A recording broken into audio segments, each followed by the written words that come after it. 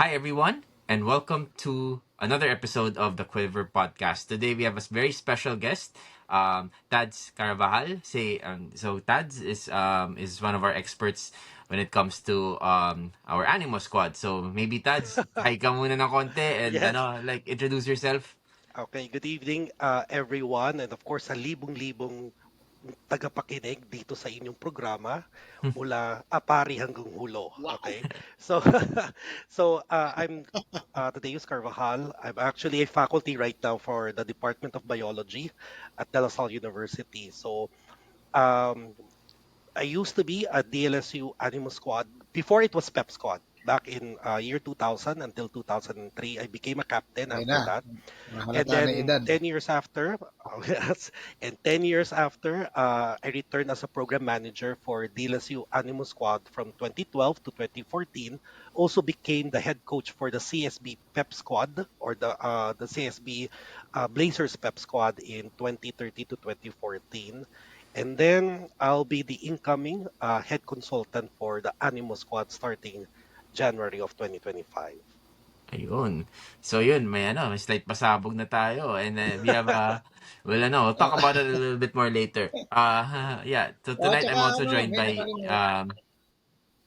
may nakalimutan tayo i-mention. Itong guest natin is a multi-awarded doctor.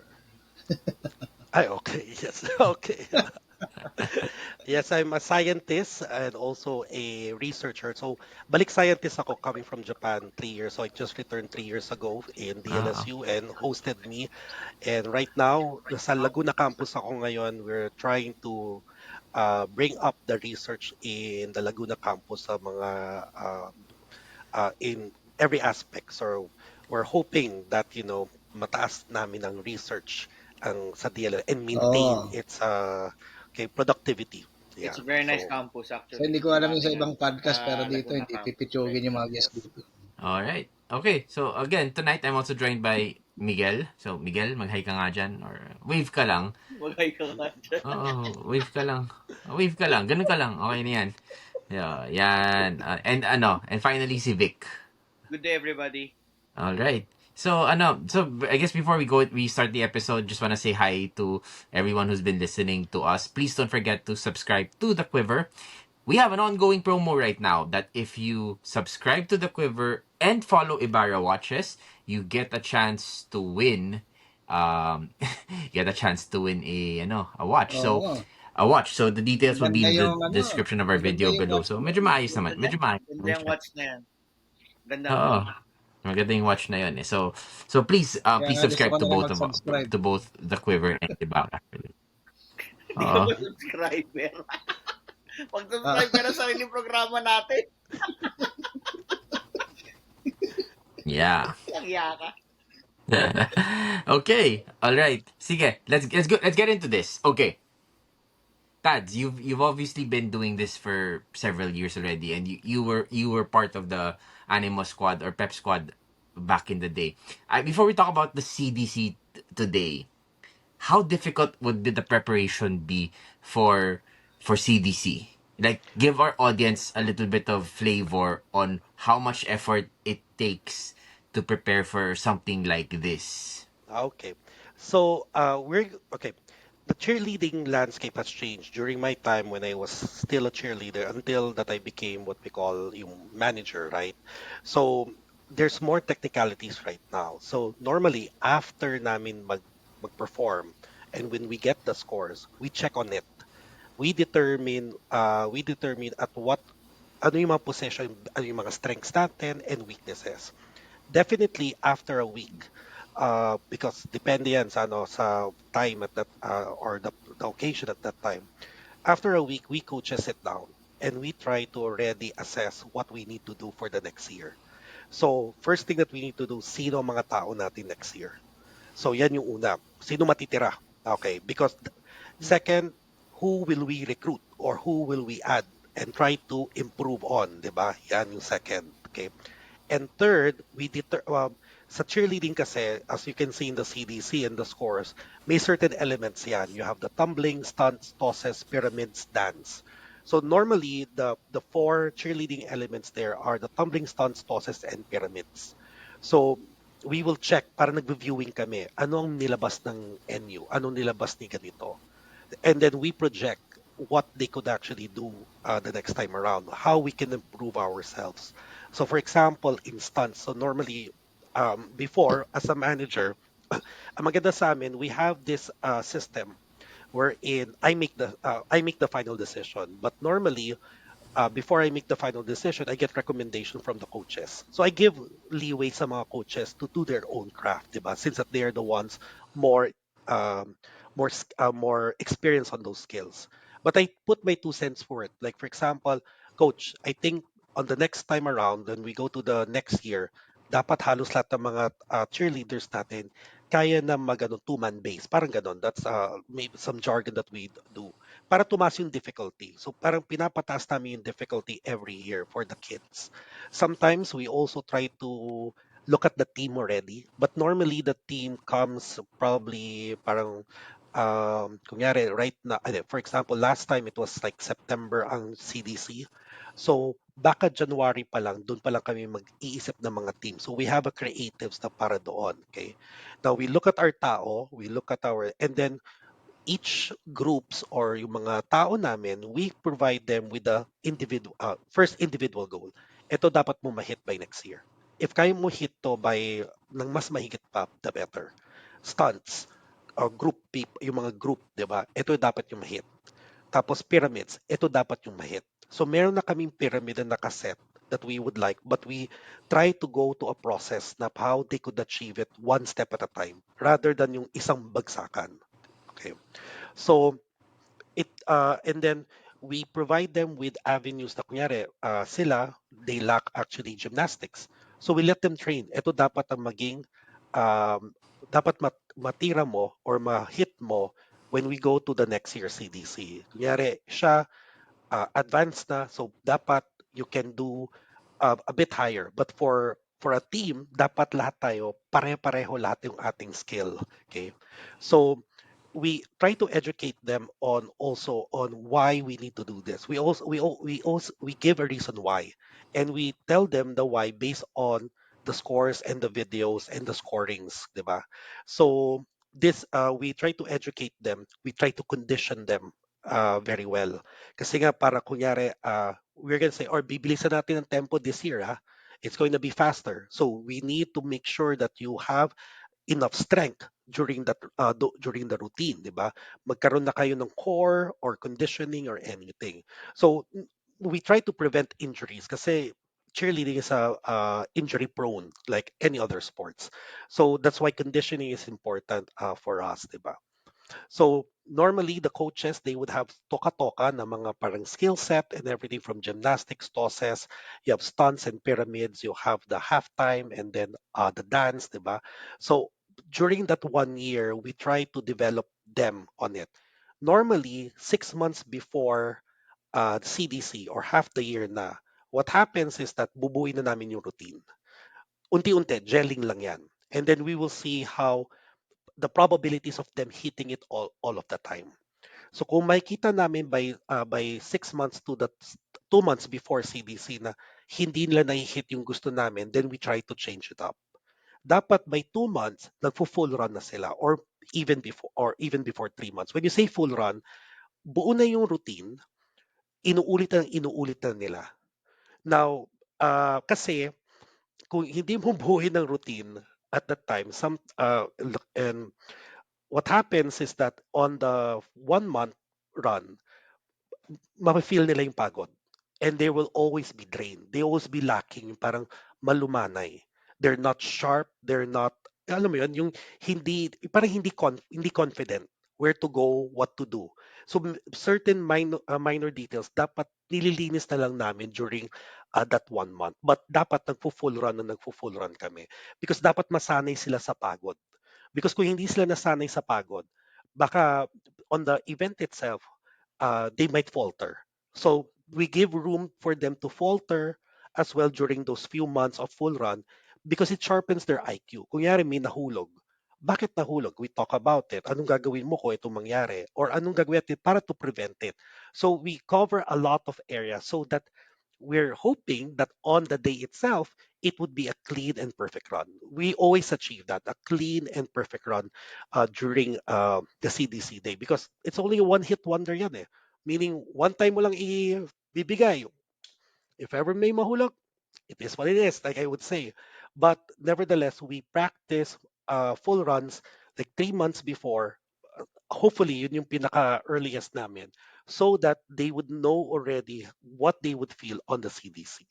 So this is the preparation that we make. We have like like conditioning, all of the stunts, glue all of those skills all together, create the routine. Now, that's only the front end. We have a back end. Ang back end mo are props, uniforms, yan, okay, sponsors. How will we navigate all of them? So, for example, sa sa uniforms, normally 6 months before magfi-fitting na kayo. We try to get a few months before that yung pinaka final so that i-fit pa nila yan to see kung maganda ang tingin sa ano. Kung if ever for example they're doing the stunts, they need to use that uniform in their practices because dapat ma-feel nila. If you have new shoes, dapat magamit siya at least 1 month before. Kasi nga, kung bagong-bago yan, iba yung feeling yun nila pati sa paghawak ng kamay sa lalaki, iba daw yung feeling kapag bagong-bago. So those are some things that we learned from the get-go na lang through the years. So merong ganong aspect that we have a front end and a back end that we have to prepare. And then plus with the sa back end ren, we prepare also like yung grades sa mga bata. Sino makikick out, yung mga ganyan. Sino ang red flag. Totoo yan ha, I'm saying there's a lot going on before namin mapasok yung buong routine na yan. So it takes a lot of preparation, front end and back end as well.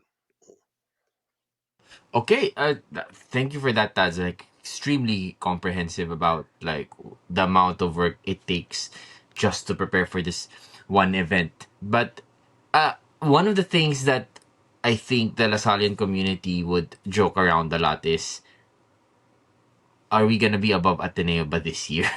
And usually it's been a seven, it's usually been a battle of 7 to 8. We'll talk about later na lang what we can do about that. Mm. And maybe gun after NU. Maybe let's talk about that later. But let's talk about this year first. And maybe sige, Vic, maybe provide your observations on our routine kanina. Tads, tas let's talk about it a little bit Oo. more. And Mm. then and afterwards let's take a look at the score. So maybe Vic, you can go ahead. Siguro before I go into that, G, yung base sa kwento ni Tads kanina, no? Ang pinaka takeaway talaga, it's a di ko alam kung tama yung term. It's just like a UAAP team talaga. Like for us, uh, I'm part of the women's basketball team. So yung mga pinagdadaanan ni Tads na pati grades, kasi di mo alam kung sino yung tagilid, part din ng ginagawa namin yan eh. Sino yung eligible? Kailangan mo tignan eh. Kasi baka mamaya practice ng practice, tapos yung pala mamaya may sabit, di mo pala maila-line up eh. So yung feelings na ganon, yun yung pinaka-takeaway ko dito and also to our viewers na hindi sila yung, pep squad lang yan. Right Oo. now, sa lahat ng kinuwento ni Tads, it's really, parang UAAP team din talaga siya. There's so much going on for, dito ko mas na-appreciate yung tinatrabaho nila. Kasi it's like parang stage play. Stage play siya in the sense na ang haba mong paghihirapan and may one take ka lang and for this much amount of time, na stricto pa yung time. Tama, Tads, no? Kasi, Yeah. kunyari, may time ka, hindi ka pwede mag-over eh. So, you are Mm. really constrained into that so much time na ibibigay sa'yo. 1 year ka magpe-prepare. So, yung mas na-appreciate ko ngayon dito yung trabaho that they do. To think again, ulitin ko ulit to na hindi naman I'm not sure how many scholarships or to none. Let's be open about it, 'di ba? I mean, yung hard work ng student athletes natin in the Animo squad na yung kanilang dedication sa training on what they do to perfect their craft.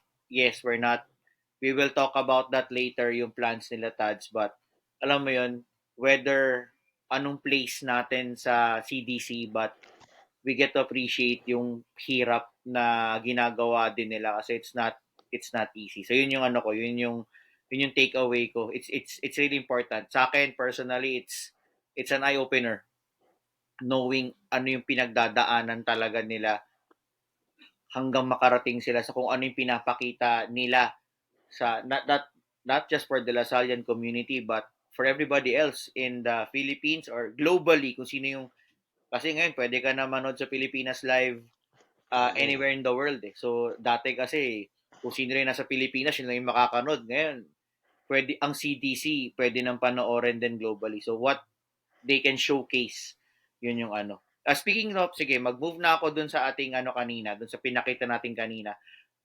Unang-una, meron na ako disclaimer kagad, hindi ako expert. So, I'm just like everybody else, a Miron na nanonood with my mom. Kasi mom ko talaga yung nag-aabang ng CDC every year. So, siya yung nag-aabang talaga din. So, sinasamahan ko siya manood, ano. So, from an outsider's point of view, so kanina, unang-una, I love the chess piece idea. Ang ganda niya. And I think it's how many years na I think hindi masyado dominant yung green sa suot ng Animo squad natin kanina, no? It's white, black, and then a little stripe lang siya ng green kanina. Ako personally, it was all good. Okay siya. Ang ano ko lang siguro kanina, mabagal lang yung transition natin from one place of the mat to the next.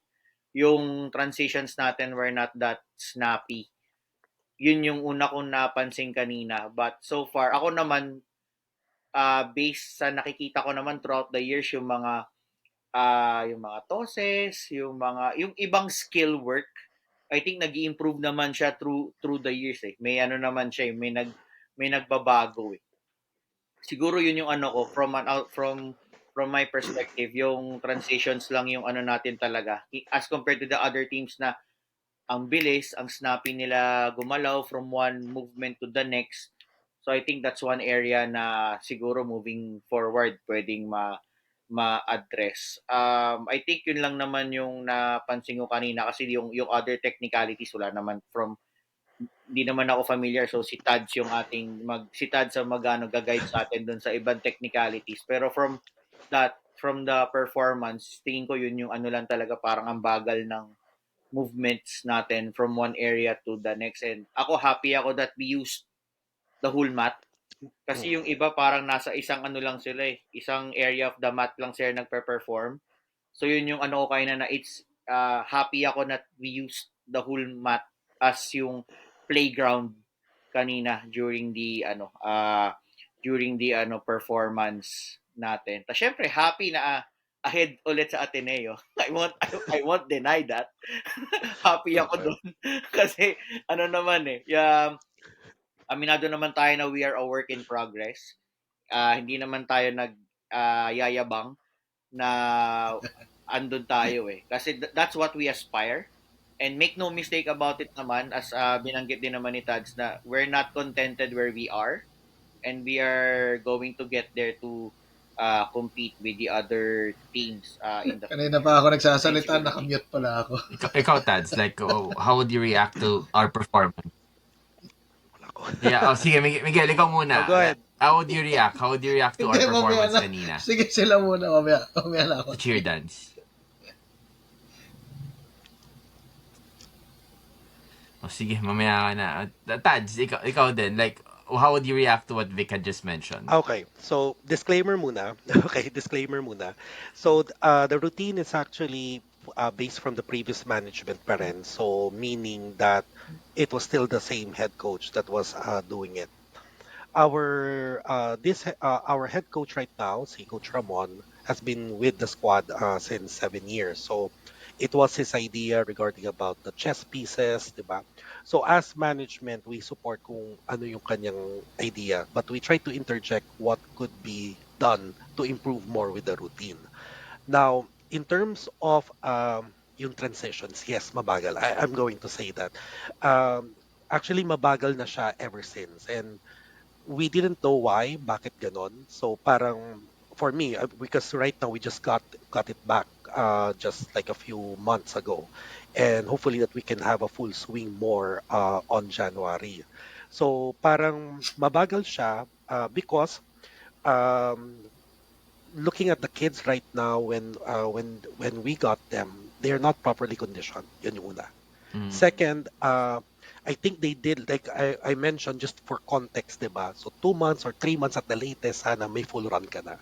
I think they did their full run a month lang before, meaning by November. So kaya mapapansin mo, they are not sharp. Diba? They are not confident enough because there have been changes that have been going on ever since. So, napagtagpi-tagpi lang siya probably this last November. Eventually, itong November lang. So, when your student athletes, you don't give them enough time, like any sports athlete actually, if you don't give them enough time, mas mauna yung kaba kasi Mm. kailangan nila ma-hit eh, 'di ba? Parang shit, para sa ay sorry, but sabi nila, ay oh my God, kailangan ko 'to ma-hit, kung hindi mapapahiya ako, 'di ba? So that's why conditioning is an important part, and plus the the kind of stunt that they are doing, they are comfortable doing it. They have the confidence, 'di ba, to do it. To give you a reference of that, try to look at the 2016 CDC of DLSU, yung 1 UAP, and you see the difference from that routine from this routine. You can see that all of them had confidence. They know where to go. They are very sharp. Every minute details sa routine na yon, parang wala kang makikitang pagod sila. 'Di ba? They're really enjoying it. So that's one thing that we saw, or we saw, ako I saw it already when I was saying parang medyo mabagal. And I think the coach decided na ganito yung pace so that ma-hit nila. Kasi kapag sobrang bilis naman, baka maglaglagan lahat. So there's what we call a, you have to balance something eh. Parang it's a trade-off. Bagalan ko na lang so that I can hit the kids can hit all of the stunts clean and completely rather than sobrang bilis and then maglalaglagan sila. So our points would go down more. So those are some of the decisions that you have to make, or some trade-offs sometimes it is very hard to swallow sometimes to swallow, but looking at it, I think that was the best decision that the coach did for the kind of people or lineup that he had for this particular year. So this is why mabagal ang transition. So every coach would know that. Every manager would know that whenever they look at the routine itself. Kapag nakikita mo na yung mga bata hingal, na, 'di ba? Pati parang hindi na nila may probabilities yan eh. So kunyari itong batang to, you always see parang ano yan sa basketball, whenever you're trying to do practice, 'di ba? Nagkakaroon sa statistics yan.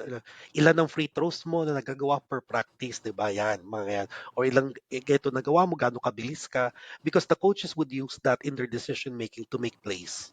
So, ganun rin sa amin. Kung hindi lagi nahihit ng bata, parang ilang beses na yan, hindi pa na nahihit, huwag nang gawin, ibang tao na lang gumawa, or we try, ang pinakaano namin is that lahat ng groups, bababa ang level, downgrade, or iibahin yung tempo. So we have these slight changes. If ever, for example, the probability of hitting that stunt or hitting that skill is not consistent.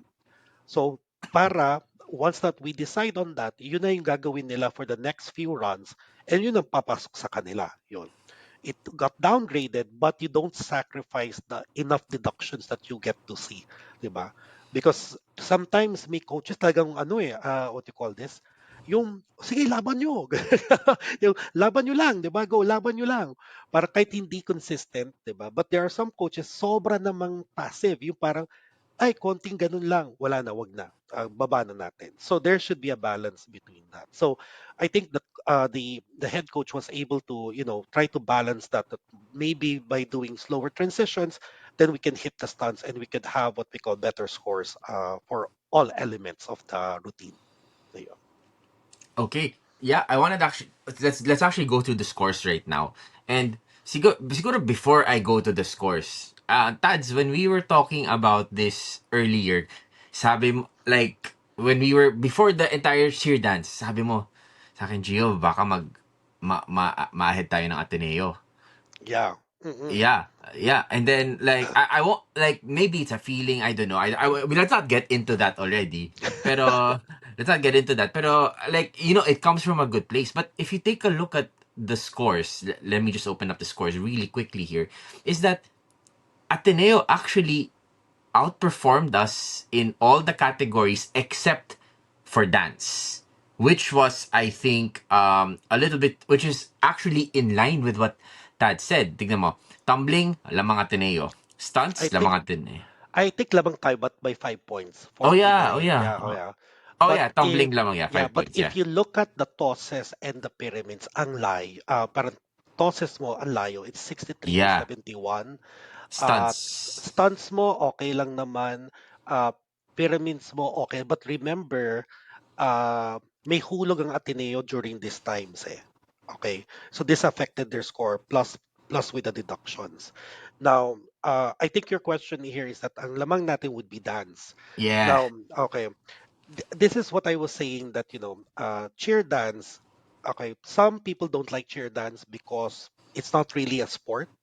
It's a mashup between dance and cheerleading. Unlike with NCAA, di ba, cheerleading lang talaga sila. Mm, For me, I welcome that mashup because why? It makes you as a coach or as a management, parang you can excel at something, di ba? Uh, Kasi 50-50 kasi yan eh. Yung cheerleading mo 50, ang dance mo is 50%.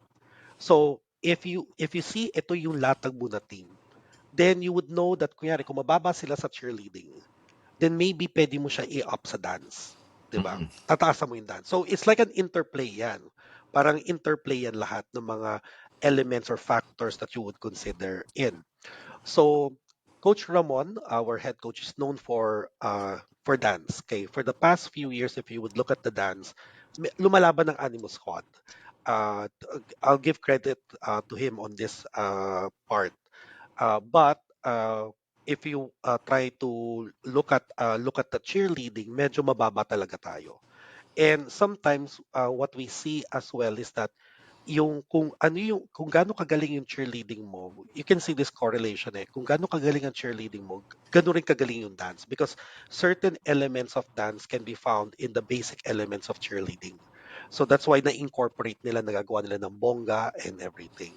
So in terms with sa Ateneo na I think good thing that Coach Ramon was able to incorporate a lot of dance, 'di ba? And na-spread out niya like what Vic said, good na na-spread niya out maigi. So maganda yung choreography, that's what we term. Maganda yung choreography for the dance as compared with Ateneo who was actually very had a low score. But I think what they did in Ateneo, if you would look at it, is that they were confident with their cheerleading skills. Confident sila eh. mm. Confident, 'di ba? They were confident on their cheerleading skills because okay, prior to December 1, all schools might have started their viewing, yung mga viewing ng mga kanilang routines, especially for those that are not able to watch the CDC live because there's only a limited number of tickets. And they want to see like how we would fare, di ba? Now, so based on that, if I heard that, Ateneo did a clean and great routine with energy talaga. So some of our, friends from the cheerleading community informed us about it na, naku sir, diba? Looking at what the LSU did and then what Ateneo did, based on their observation that they might have a notch high if they make it a clean routine. Diba? So may if lagi yun. Kung clean ang routine mo, baka pwede. So yon. So uh those are the things that those are the things that would weigh why the scores are like this between La Salle and Ateneo. But compared before, I think dagang malayo eh. Because LaSalle before was top 2 or top 3 sa stunts and pyramids. Always yan, 2013, 2011, 2013, 2014, until 2016. But lagi ang hindi namin makapture dyan was the dance element. And that's when Coach Ramon came in and then hopefully that he could change this thing around. But nevertheless, di ba, cheerleading has been sacrificed in a way that the stunts or the skills were actually watered down in this case. Ayun. All right. Okay, now I think we actually moved on to the next topic already, which is the 50-50, cheerleading and dance. So I think we'll just move on to the towards the probably I wouldn't say controversial, but I would probably say just more um we're a school that strives for excellence, of course, right? Mm. Like we're a school that wants to make sure that we are competing very well across the board, whether that is in cheerleading, in the CDC, or basketball, volleyball, but I'm sure for other sports as well. Like like kunwari tads, like if for you cheerleading is very close to your heart, for me chess is very close to my heart Mm. because during my time, laging number one Lasal sa chess. Yes. Tapos we actually had the hard time over the last few years. But I think this year we did a much better job naman compared to the previous year. So yun nga, it's those it's those ups and downs of any sports team, which I'm sure all of us here have experienced with the men's basketball team. Not that much with the volleyball team. Sa volleyball kasi, ang galing ni Coach Ramil eh. Pero, now you talk about how about the ups and downs of cheerleading. Muna before we go on to our Blue Fire hot take question of the day. Okay. So ikaw muna yung ups and downs of cheerleading. Okay, so in any team, I think, 'di ba, parang may ups and downs siya. Merong times na napaka I think like what you said, nakita natin yan sa basketball, in this case. And it really depends on management. Have you seen like in basketball, they've changed management so many times because they need to get that perfect mix, 'di ba, or anything. Of course, the Animo squad is not well, part sila dun sa parang cyclic na yun. So as you all remember, probably like more than a decade ago, the Animo Squad that time was really like a parang fan favorite. It's like a wild card in the ano, parang when you when CDC would come in, you expect the Animo Squad to showcase something that the Lasallian community would be proud of. Now, hoping that we can be a podium finisher or not, ang comments lagi, if you, well, social media at that time was rampant already. Social media would say, ang ganda ng routine nyo, we love the team, and ganito. Talagang pinag-isipan, di ba? And thing. Now, prior to my departure as program manager, I was telling them, there was a factor that I told them na, you know, I think the sports are not yet concerned, but the schools are concerned already. It's the transition from K-12. So, pagdating ng K-12 kasi, babagsak ang enrollment ng college. So you will not have a lot of people. And for Pep Squad, kailangan naming madaming tao during like the performance. We are at 24 or plus, because plus the reserves, di ba? Mga 30 to 40 kami na cheerleading na team. So, and then they have specific positions. Meron kang flyers, di ba? Parang top flyer. Ito yung ginagawa nilang specialty. You have mid bases, may mga main base ka, meron kang mga assistants, you have just only a person who does the gymnastics, di ba? So, depende yan kung ano makukuha mong hodgepodge of skills for the CDC. So definitely when we were on top, we get a lot of good student athletes from different high schools. And they would come in, di ba? Parang they would say, we like to join the Animo Squad, we like to be part of this winning tradition or this parang laban tradition na, we're not the most parang tawag ito, uh, endowed endowed team, okay, meaning pahirapan ang like for example funds, okay, just to produce in this case, diba? But we have definitely donors. But when it came to the new management, when they changed the new management, they didn't account of these factors. And then it went down. So yan na yung parang nag last place na tayo. Ateneo got on top of us for twice a year, parang ganon. So I don't remember. But the thing is, when I was in Japan and when I was hearing this, it breaks my heart, diba? Parang it breaks my heart to see our team or the cheerleading squad that I used to handle be in that particular arena. And pandemic came in, and then history and also the mentality and attitude were also gone. Actually, when I talk to them, do you know what bumakaya means? Di ba? Parang sila, huh? Sabi ng ganun. Di ba? Parang, huh? Sabi na, ano? Parang hindi nila alam. Parang, huh? Parang simple, and then why they should do this, why they should, yung parang, basic parang forms or basic parang bakit ganito hawak mo, bakit hindi ganyan, 'di ba? Bakit ganito dapat yung posture mo whenever you're doing this stunt, 'di ba? So they don't know about this. So they I don't want to point fingers, but they were not educated enough into that. No? So parang ang ginagawa nila, oh, we just follow. Yun. But they don't know, they don't have a purpose. They don't have a vision. So right now they're going down right now, and hopefully that once that we come in, we try to pull them up again from their bootstraps. So this is part of parang para for them for a motivation. To give you an idea, I also coached Binild for only 1 year. And that was compared to Animo Squad, that time Binild was really the more problematic. They're coming from an internal problem. So the sports director came asked if I can manage them. So okay, I'll manage them. So ang daming clashes no, like from management, from ano, but eventually we were able to provide them the correct mindset. So when they did their first cheerleading competition, yung team na to, imagine some of these kids as in zero, walang alam, but we have to put them. They have no skills, 'di ba? So when you look at them, they were like what you saw earlier.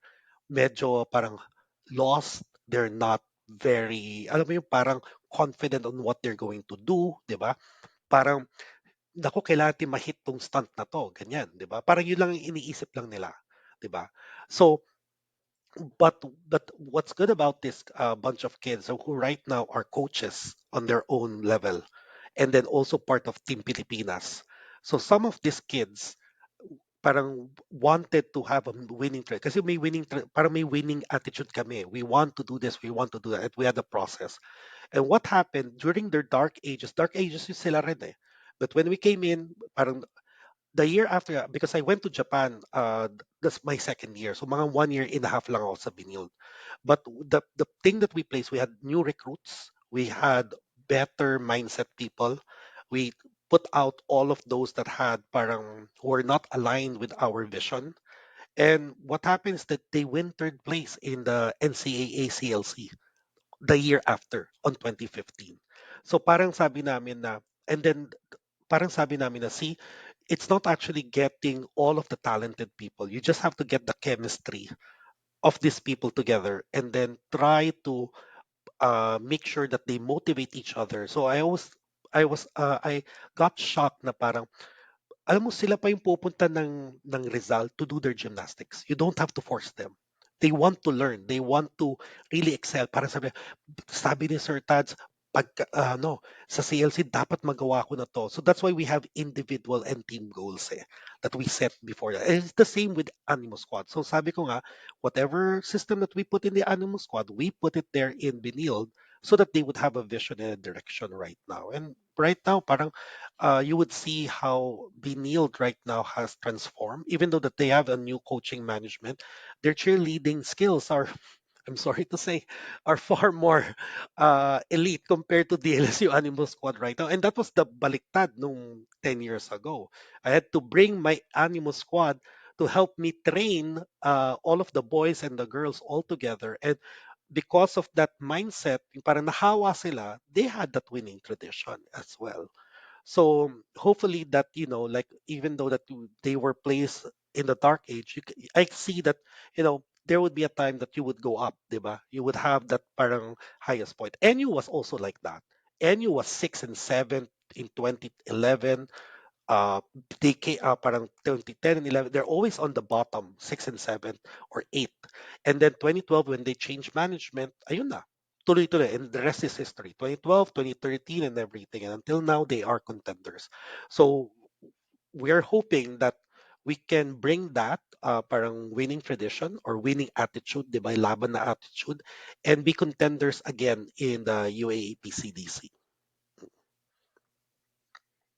Okay, so that actually just basically leads me to my last question already, which is our Blue Fire hot take for today Oh, is what does it take for DLSU to go back to number one? You've talked about a lot of things, Tads, which to my opinion is extremely informative. Like of course, like like we've been watching sports for years. We know about the men's basketball, but this is extremely enlightening to us. Now, what is unique about this position is that cellar dwellers eh, 7th to 8th eh. Wala naman ano eh, Cavite darating and brings back to number one eh. Hindi Mm, naman ganun to eh. This is a Hindi different ganun conversation. yeah. Oo. This is gonna take time. So, Blue Fire hot take, what would it take to get Lasal back to number one? Okay, I think that with the because you're dealing with kids. I mean, like college students. So the first thing that you need to break is their mentality. That's always my first take. Break the mentality, unlearn what you have learned from before, and start anew. And we try to educate them right now correctly. Okay, being a professor and then nung babagsak rin ng mga bata, sabi ko talaga, foundational courses matter, 'di ba? Yun ang sinasabi ko. So you have to form that very foundation. Now, the road back to contender or podium, not muna number one, but we're eyeing for that. The road muna has several factors. Uh, one would be yung mga tao. Okay. So, right now, the still, parang many people, meron bang scholarships ba ang Lasal? Yes, there is. And this is because of the President's office. For the last few years, the President's office have been very generous, as well as the OSD. So, I have to give kudos. Baka, I remember before, Gio, kasi parang 2015, I remember, there was like a open letter to the OSD and about the Animal Squad ng ganyan. So, ginawa ko, I answered it back. Ako mismo nagsagot. Kasi I just, coming from, being a programmer and knowing the intricates all throughout eh. You don't blame the office. Sabi kong ganyan. You can't blame the office for something that, na they can only they're limited to. Imagine the office handles a lot of athletes, 'di ba? Kami madami 70 kami, 'di ba? So that's why they hired us in order for us to become more organized. And then konti na lang yung kakausap sa amin. So right now, system vision is one thing that we have to change. Okay, trying to change right now. We're making them realize why they are doing this. So the big question of why and how, 'di ba? Those are the things that they don't know whenever that we ask them, 'di ba? Second is I think that training kulang pa I think nung napansin namin kulang sa conditioning eh. Kung ako nga nakukulangan pa, paano pa yung mga ibang coaches, 'di ba? So like I said, parang ako kulang na kulang, 'di ba? And then when we look at their best practices, meaning their practices during the training, it's like it's not as parang hard compared to what we did before. Okay? So this is why parang napapansin namin na why hindi ma-hit yung mga stunts because they don't have proper conditioning, they don't have proper mentoring or guide. Parang ano eh, yung sinasabing may turo na tama, may turo na gulang eh. Yung gulang kasi is that yung iso-shortcut mo para ma-hit mo yung stunt. Pero hindi yun tama. It would be less, parang mas prone to injury yun. So this is what we're seeing in this case. So we have to re-educate them. They have to learn what they have to learn. And ang perfect, I think, uh, important dyan is chemistry and of course alignment ng lahat ng tao to the vision because there would be some resistance. I bet I am gonna say this, there's gonna be a lot of for all of the being a manager. Isipin mo may mga batang nagre-resist on your vision because they think that it's better like this rather than that. So those are the things na magkakaroon ng parang bakbakan if I would say. But I'm used to this, 'di ba? But in the long run, when they look at the output and the change or the progress of the Animal Squad, I think that would change the tide. I'm praying and hoping that there would be, parang this certain group of people within the Animal Squad that are aligned to us and it will infect the others and try to attract others as well. Once you have that, the LSU Animal Squad would propel in this case. Of course, we need support, of course, from monetary sponsors and everything in this case because coaching right now, before nung 10 years ago, we had like what? We had we have three full-time coaches, and we have around 5 to 6 part-time coaches. Diba? And that's not paid by the OST. We try to generate funds to pay them a per dime. So these are what coaches. These are some gymnastic coach para madami. 'Di ba? Some of them are stunts, some of them are choreo, some of them are, isipin mo nga, tagagawa ng uniform, binabayaran namin because we need someone na nakatoka. It can't be done by one person. So it has to be done by specific people in this particular case. So we're trying to regain that kind of system that we had before, try to improve it in this way, make it expand in a certain way that I saw that some parts hindi talaga kaya because dati ako lang gumagawa ng lahat eh. Sabi ko, ay, hindi ko kayang kaya. We have to delineate it already because if we don't delineate it and then pero para kung hindi tayo madami, I think kakainin tayo ng buhay because this kind of sport or kind of management is really difficult to do. So for the Animal Squad, mm, we have we have a we have a motto right now. We have a project that we had. There are three things that we are trying to do. Three projects under the program for our for when we come in. One would be make the animal great again. Okay. So or make the animal squad great again. So it's rebuilding the system. Second is that igniting the animal. If you would look at it before, Animal Squad was very well connected with the community. You have pump up the animal. If you remember that, you have certain events that the Animal Squad would lead. So ito wala na to. So parang na ano sila shift. So nawala sila sa parang with the squad. Parang they're just doing their work, but they're not really connecting anymore that much. And then we have what we call sustaining the animal, meaning how can we make this program sustain? Because we're not going to be here forever and we're going to not stay there. So how can we make sure na once na umalis tayo, hindi na naman magbabago and then it will go down to the dark ages, di ba? So we have to sustain, we have to make check and balances so that this team with our best intention is to make them great, make them contenders not only in the local scene but also in the international scene. Yun yung suntok namin sa buwan. So, but nevertheless, our program right now or project by 2025 is make the animal squad great again. Yun yung rebuilding the system in this particular case. So we're introducing some innovative or scientific methods. Hopefully that we can use and educate our athletes. Para hindi lang yan parang feeling, 'di ba? Parang ganon. Why we're doing this? Because it has a reason why we are currently doing this parang ang tawag ito, conditioning hindi lang para dahil pahirapan kayo. Kasi yun ang lagi iniisip nila, pahirap naman si coach, ganyan. Hindi, we're telling you this is why, 'di ba? I think when you tell people why they're doing this and they understood what they're doing, they're more motivated to do it rather than just following it in this particular case. So we're taking baby steps on how we can make the Animal Squad be a contender. Wag muna number one, contender muna. Yung muna ako, contender. Mm. Babalik namin as a contender that the Lasallian community would be proud of. And I think one way right now that we change is that if you look at the Animal Squad social media right now, they're more engaging right now with the DLSU sport teams that parang sumasama sila on how to announce the game because sabi ko mandato niyo yun eh. You are the ambassadors of the LSU. You are the front. Kayo ang harap niyan, di ba? Whenever in the games and the crowd, kayo nakikita. So you're the ones that need to inform them as well, apart from OST. So we can gain more supporters, gain more LaSalle supporters, whether they are from LaSalle or non-LaSalle, so that we achieve our mandate on promoting what we call the animo to other people. Ayun.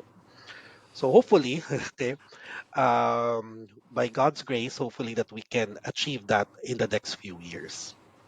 All right. Thanks for that, Tads. And may sinabi lang si Miguel who's having internet connections. I'm not sure if you guys have seen him coming in and out of this, but he said Mhm. like part of this process is also to really unlearn a lot of the things that Yeah. like uh And I think that's one of the harder things, right? Kasi even like people in the corporate environment na hindi yung school, mas mahirap nga sila to unlearn things eh.